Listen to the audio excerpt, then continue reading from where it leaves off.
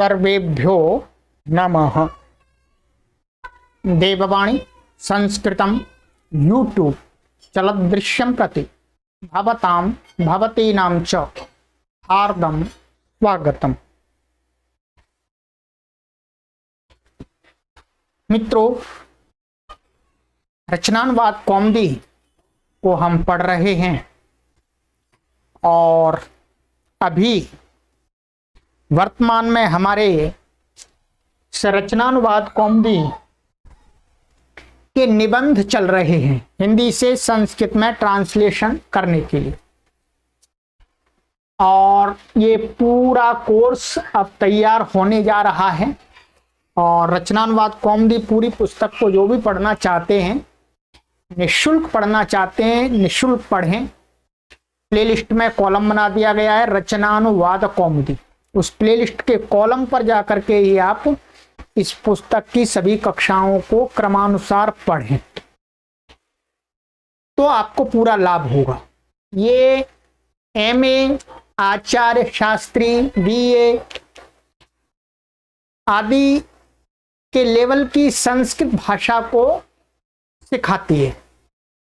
यदि आप आचार्य कर रहे हैं या आपने आचार्य कर लिया है, आप शिक्षक हैं, आपकी संस्कृत भाषा अच्छी नहीं है, आप उसको इम्प्रूव करना चाहते हैं, उसमें धारा प्रवाह लाना चाहते हैं, तो आपके लिए ये कोर्स अति उत्तम कोर्स है।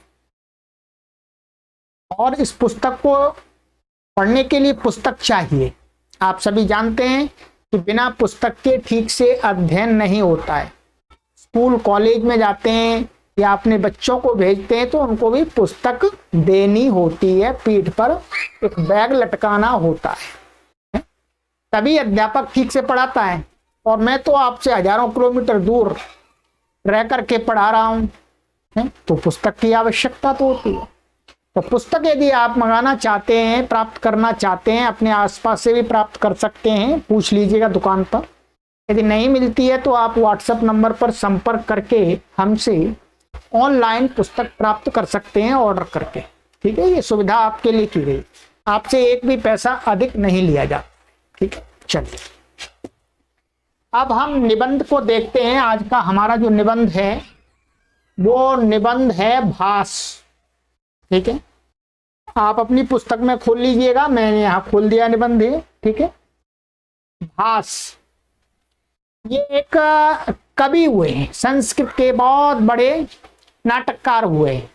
उनके बारे में थोड़ा सा डॉक्टर कपिल देव द्विवेदी जी ने यहाँ पर इस पैराग्राफ के माध्यम से बताया है। ठीक है, चलिएगा मैं हिंदी एक बार पढ़ देता हूँ, फिर इसकी संस्कृत बताता हूँ। भास, आज तक जो साहित्य उपलब्ध हुआ है उसकी दृष्टि से भास को सर्वप्रथम नाटककार कहा जा सकता है। उसने 13 नाटक लिखे हैं। ये नाटक विभिन्न विषयों पर हैं। इससे ज्ञात होता है कि वह एक सफल और कुशल नाटककार था। उसके नाटकों में जो विशेषताएं विशेष रूप से दृष्टिगोचर होती हैं वे हैं भाषा की सरलता, अकृत्रिम शैली, वर्णनों में यथार्थता, नाटकीय पात्रों के चरित्र चित्रण में वैयक्तिकता और नाटकीय गुण प्रवाह। नाटकीय गुण हो गया, नाटकीय गुण प्रवाह, सजीवता और शक्तिमत्ता की सत्ता, माने इन सबका, इनकी सबकी सत्ता दिखती है। सत्ता माने होना। उसके नाटक अत्यंत रोचक और रंगमंच की दृष्टि से विशेष सफल हुए हैं। उसके नाटकों में मौलिकता, कल्पना और कल्पना वैचित्र्य विशेष रूप से प्राप्त होता है। संस्कृत में सर्वप्रथम एकांकी नाटक लिखने का श्रेय भास को है। उसने 5 एकांकी नाटक लिखे हैं। उसकी शैली में माधुर्य, ओज और प्रसाद, ये 3 गुण हैं। उसकी भाषा में सरसता, सरलता, सुबोधता, स्वाभाविकता और प्रवाह है। वह मनोवैज्ञानिक विवेचन में बहुत दक्ष है। वह भारतीय भावों का कवि है। ठीक है, ये तो इसकी हिंदी हो गई। अब आपको बनानी है संस्कृत। आपने पहले ही बना ली होगी। ठीक है, अब मैं आपका सहयोग करूंगा कैसे आप बनाएंगे इसकी संस्कृत। देखिएगा, चलिए आपके लिए तैयार करके मैंने रखी हुई है।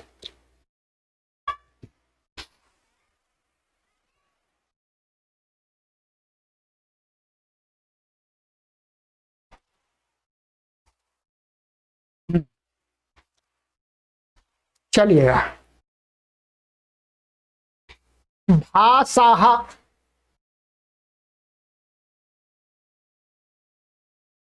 अद्यावधि यत् साहित्यमुपलब्धमस्ति तद्दृष्ट्या भासमेव सर्वप्रथमं नाटककारं वक्तुं शक्यते।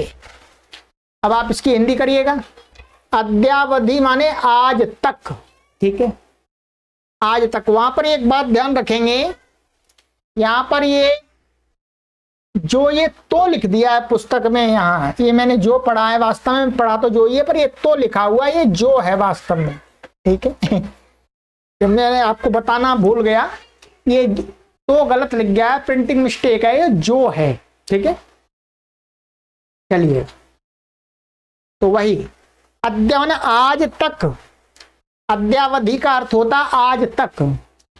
जो साहित्य उपलब्ध है उस दृष्टि से भास को ही सर्वप्रथम नाटककार कह सकते हैं, माने कह सकते हैं, कहते हैं। ठीक है, तेना 13 नाटकानि लिखितानि संति, उसके द्वारा 13 नाटक लिखे गए हैं। इमानि नाटकानि विभिन्नेषु विषयेषु संति, ये नाटक भिन्न भिन्न विषयों पर हैं। एतेन ज्ञायते यत् स एकः सफलः कुशलश्च नाटककार आसीत्। संधि करके मैं लिख रहा हूं, ठीक, संधि करके बातों को यहां बता रहा हूं, संधि अपने आप आपको देखनी है। इससे ज्ञात होता है कि यत् माने कि वह एक सफल और कुशल नाटककार था। ठीक है, यहां पर विसर्ग का लोप हो जाएगा संधि से, संधि से लोप हो जाएगा। तस्य नाटकेषु या विशेषता विशेषेण दृष्टिगोचराः भवन्ति ताः सन्ति। अब देखिएगा, उसके नाटकों में ये या है, स्त्रीलिंग का बहुवचन है, क्योंकि ये बहुवचन, ये क्या है, विशेषता, ये बहुवचन है विशेषता। विशेषता यहाँ पर विशेष विशेष्य है, इसका विशेषण है, यह जो सर्वनाम है या। तो ना स्त्रीलिंग में क्या बनता है, या, ये या। तो यहाँ पर ये वी आ रहा है, तो इसलिए विसर्ग का लोप हो गया है, ये वास्तव में क्या था, या। ठीक है, तो ना उसके नाटकों में जो विशेषताएं, ये बहुवचन है, विशेषताएं विशेष रूप से दृष्टिगोचर होती हैं। ताह संति माने वे हैं, वे आगे बता रहे हैं, वे हैं। कौन सी हैं, देखिएगा। भाषायाः सरलता, अकृत्रिम शैली, वर्णनेषु यथार्थता, नाटकीय पत्राणां चरित्र चित्रणे वैयक्तिकताया, नाटकीय गुण प्रवाहस्य सजीवतायाश्च शक्ता। यहाँ पर ये गलत है, यहाँ विसर्ग है, ये सजीवतायाः ऐसा कर लीजिएगा। ठीक है, सजीवतायाः शक्तिमत्तायाश्च सत्ता। ठीक है, उसके नाटकों में क्या दिखाई देता है, एक तो भाषा की सरलता, अकृत्रिम शैली, बनावटी नहीं है, स्वाभाविक है। और वर्णनों में यथार्थता दिखती है। नाटकीय पत्रों, ठीक है, क्या नाटकीय पत्रों के चरित्र चित्रण में वैयक्तिकता की, ठीक है, और नाटकीय गुण प्रवाह, नाटकीय गुण के प्रवाह की, और सजीवता की, और शक्तिमत्ता की, सत्ता माने होना, ये चीज वहां पर दिखाई देती हैं। ठीक है,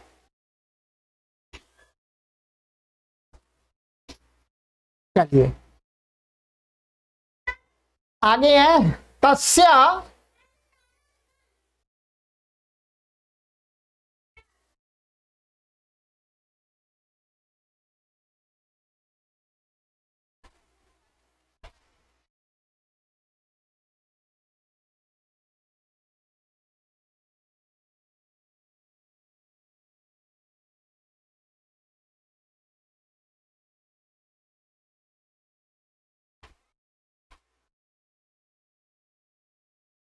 हाँ, तस्य नाटकानि अतीव रुचिकराणि रंगभूमि दृष्ट्या च विशेषतः सफलानि सन्ति। ठीक है, उसके नाटक बहुत रुचिकर और रंगभूमि की दृष्टि से, और रंगभूमि की दृष्टि से विशेष रूप से सफल हैं, माने सफल हुए माने सफल हैं।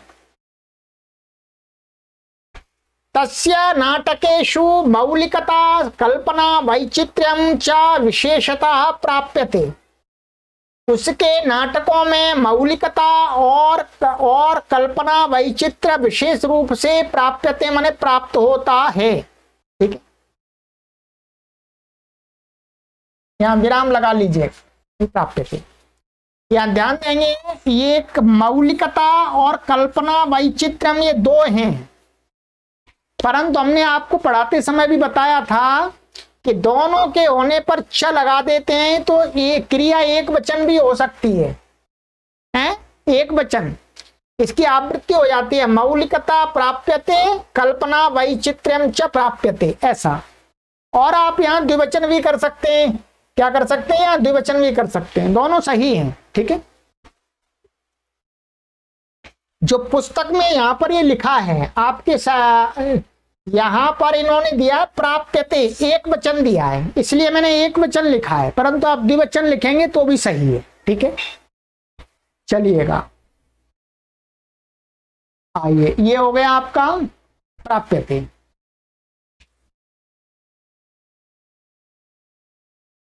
यहां विराम लगा लीजिएगा। संस्कृते सर्वप्रथम एकांकी नाटक का लेखनस्य श्रेयो भाषमेव प्राप्नोति। संस्कृत में सर्वप्रथम एकांकी नाटक, जब यहां समास करके जोड़ करके लिखेंगे तो जो एकांकी दीर्घ है उसको ह्रस्व हो जाएगा। ठीक है, जैसे कर्ण शब्द है ये नकारांत था, तो समास होने पर नकार का लोप हो गया है। ठीक है, तो एकांकी नाटक लेखन का जो श्रेय है वो भाष को ही प्राप्त होता है, माने जाता है, माने प्राप्त होता है। सात पंच एकांकीनी नाटकानि लिखितवान अस्ति, उसने 5 एकांकी नाटक लिखे हैं।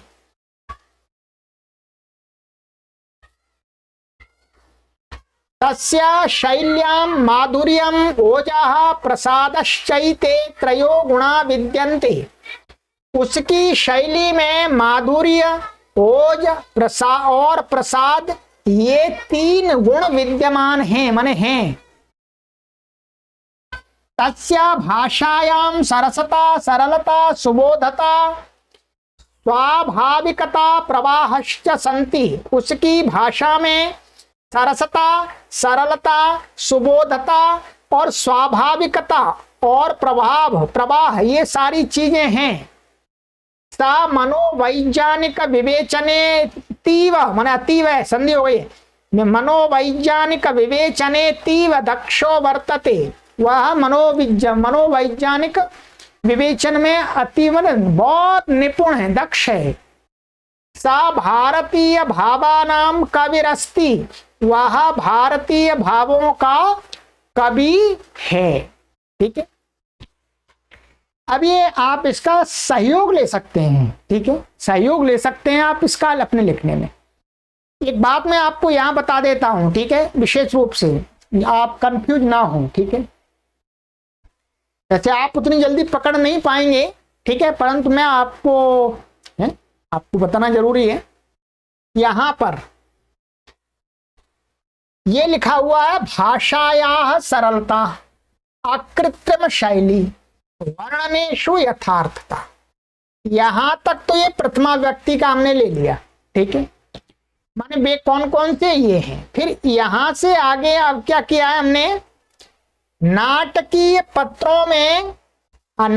पत्रों के चरित्र चित्रण में वैयक्तिकताया, अब ये षष्ठी का है। ठीक है, यहां आगे सत्ता आ रही है, सत्ता शब्द आ रहा है, ये ध्यान देंगे, ये सत्ता आ रहा है। इस सत्ता माने नाटकीय पत्रों के चरित्र चित्रण में वैयक्तिकता की सत्ता माने होना, नाटकीय गुण प्रवाह का होना, और सजीवताया, ये यहां ये काट देंगे, सजीवताया, सजीवता का होना, शक्तिमत्ता का होना, ये ऐसे संबंध लगाना है आपको। ठीक है, और यहां आप ये प्रथमा रखी है मैंने यहां, परंतु आप यहां पर भी षष्ठी कर सकते हैं, ध्यान देंगे।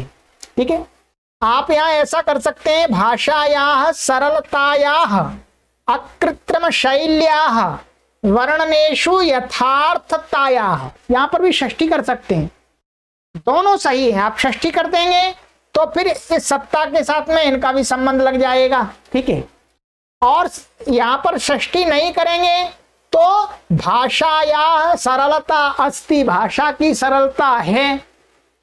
ये जो सत्ता है ये क्या है, होना अर्थ बता रही है। ठीक है, ये क्या है, हमने यहाँ पर सत्ता, ये शब्द रूप शब्द है, इसलिए षष्ठी हो जाएगी। यहाँ पर हम अस्ति क्रिया का अध्याहार करके इसको प्रथमा में रख दिया है हमने। ठीक है, दोनों प्रकार से आप लिख सकते हैं, मैंने दोनों प्रकार से आपको बता दिया है। ठीक है, आप ऐसे भी लिख दें यहाँ पर और ऐसे भी लिख सकते हैं, कोई परेशानी नहीं है। चलिएगा, ये आपका निबंध कंप्लीट हो गया। ठीक है, इसका सहयोग लीजिएगा। अब अगली कक्षा में हम पढ़ेंगे, आगे का निबंध है हमारा कालिदास। कालिदास के बारे में इसको लिखिएगा पहले, फिर मेरे से आप सहयोग ले लीजिएगा। ठीक है, चलिए, ये निबंध हो गया मित्रों।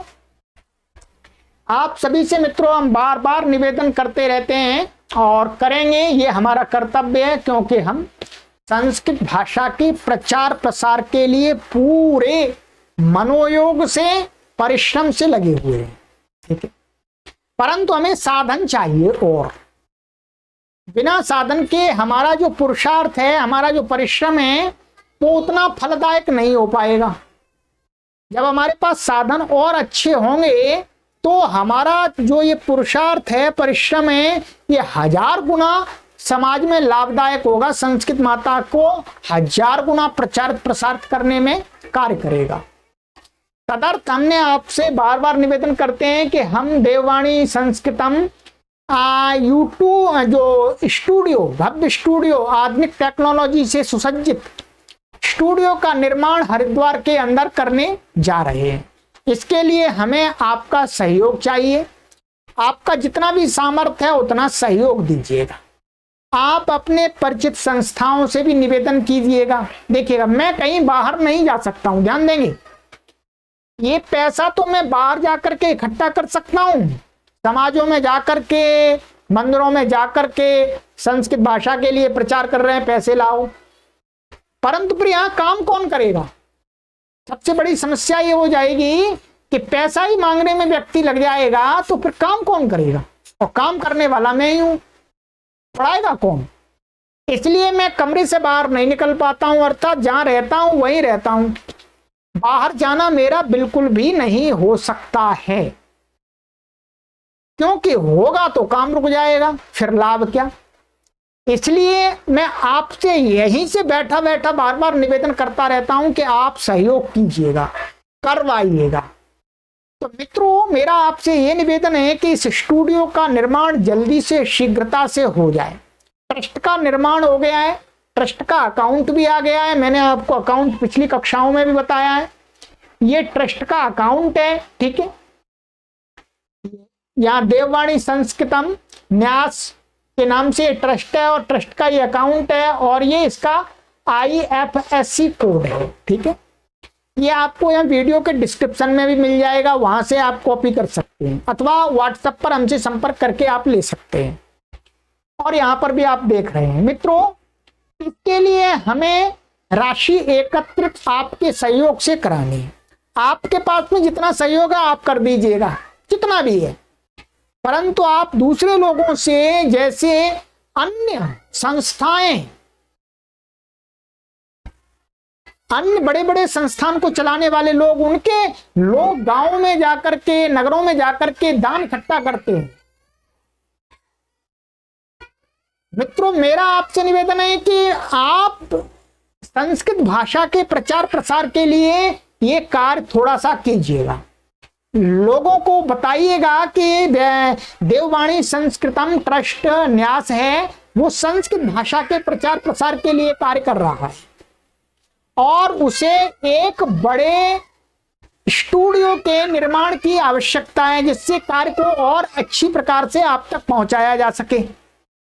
तो मित्रों, आप मेरी तरफ से लोगों से निवेदन कीजिएगा, उनको सूचना दीजिएगा। आप व्हाट्सएप से मेरे से सूचनाएं लीजिएगा, वीडियो भी मैंने बना रखी हैं, ठीक है। ये सहयोग आपकी तरफ से आना चाहिए। पहले तो भूमि क्रय के लिए, और भूमि क्रय हमको ऐसे स्थान पर करना होगा जहां पर सभी सुविधाएं उपलब्ध हों, क्योंकि जंगल में नहीं ले सकते, कहीं गांव देहात में नहीं ले सकते हैं, क्योंकि ये काम ही ऐसा है कि ये कार्य वही हो सकता है जहां पर सारी जो ये वर्तमान की टेक्नोलॉजी है वो सारी चीज यहां पर है, ठीक है। हम काम करते हैं, हमें हाई स्पीड का नेटवर्क चाहिए, अब नेटवर्क गांव में कहाँ मिलेगा, ठीक है। गांव में जमीन तो मिल जाएगी पर नेटवर्क नहीं मिलेगा, तो जमीन का करेंगे क्या ठीक है। तो ये हरिद्वार के अंदर हमको जमीन लेकर के ट्रस्ट के माध्यम से इस स्टूडियो का निर्माण करना है मित्रों। तो आपसे मेरा यही निवेदन है कि आप स्वयं अपना सहयोग देते रहिएगा। दूसरी संस्थाओं से, मंदिर हैं और बहुत सारे लोग इस प्लेटफॉर्म से आर्य समाज के जुड़े हुए हैं। आर्य समाज के लोग इस विद्या के प्रचार प्रसार में अपना सहयोग दें। जो भी मंदिर हैं, टेम्पल्स हैं, उनके भी जो भी संचालक हैं, उनको भी आप निवेदन कीजिएगा कि संस्कृत माता के प्रचार प्रसार के लिए सहयोग दें। ये एक ज्ञान का कार्य हो रहा है, विद्या का कार्य हो रहा है, ऋषियों मुनियों के विचारों के प्रचार प्रसार का कार्य हो रहा है। ये मेरा कार्य नहीं हो रहा है, ये आपका कार्य नहीं हो रहा है, ये संपूर्ण मानव जाति के लिए कार्य हो रहा है, ठीक है। तो चलिएगा मित्रों, आप अवश्य अपना इसमें सहयोग देते रहिएगा, ठीक है। स्वयं दीजिएगा। ये अकाउंट नंबर दिया गया है, ठीक है, देववाणी संस्कृतम न्यास, और अकाउंट नंबर है आपका 502 और 00072282242 और ये IFSC कोड है मित्रों, HDFC, और ये 0000 4 टाइम्स 0 है और 943 ये इसका IFSC कोड है। और इसका स्कैन कोड भी ले लिया है हमने, तो आप हमसे व्हाट्सएप से स्कैन कोड लेकर के, ठीक है, स्कैन कोड लेकर के आप सीधा उससे स्कैन करके इस अकाउंट से सीधे जोड़ सकते हैं। टाइप आदि करने का कोई झंझट ही नहीं है, ठीक। उस स्कैन कोड को आप आगे अपने ग्रुप में शेयर कर दीजिएगा संस्कृत माता के लिए, ठीक है। चलिएगा, तो इस उद्देश्य के लिए कार्य कर रहे हैं मित्रों। ये आपका देववाणी संस्कृतम न्यास बन चुका है और सारी चीजें कंप्लीट हो गई है। अब बस आपके सहयोग की अपेक्षा है और कार्य आगे निरंतर बढ़ता जाएगा। चलिएगा, लाइक अवश्य कीजिएगा, शेयर कीजिएगा, अधिक से अधिक लोगों को जोड़िएगा। हम निरंतर परिश्रम के साथ आप सभी को संस्कृत भाषा के महान पंडित और पंडिता बनाने के लिए पुरुषार्थ कर रहे हैं। आप सभी पवित्र आत्माओं को, पुण्यात्माओं को कोटि कोटि नमन करते हैं। ओम शांति शांति शांति।